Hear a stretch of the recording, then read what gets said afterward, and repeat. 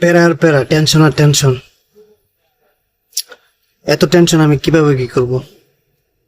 না ধৈর্য ধারণ করতে হইব। কিন্তু কেমন করে বুঝবো যে আমি ধৈর্য ধারণ করছি না হার মানছি? শোন, ধৈর্য কখনো পরাজিত হয় না, শুধু সময়ের সাথে নিজেকে মানিয়ে নিতে হয়। তাহলে আমাকে বল, মানিয়ে নেওয়া আর হাল ছেড়ে দেওয়া এই দুইয়ের পার্থক্য কোথায়? যে নিজেকে কষ্টের সাথে মানিয়ে নিতে জানে সে কষ্টকেও জয় করতে পারে। তুই আমাকে কি বুঝাইতে চাইতেছস? তাহলে কি ধৈর্যই সবচেয়ে বড় সাহস?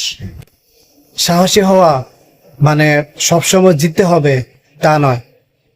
কখনো কখনো কষ্টের সময় ধৈর্যই সবচেয়ে বড় বিজয়। তুই আমারে এত কথা কইতেছ, কিন্তু কেউ যদি ধৈর্য ধরেও সুখ না পায় তাহলে? বন্ধু শোন, প্রতিটি কষ্টের পরে সুখ আসে। শুধু যারা ধৈর্য ধরে তারাই সেটা দেখতে পারে। মানুষের নিন্দার ব্যাপারে কি বলবি?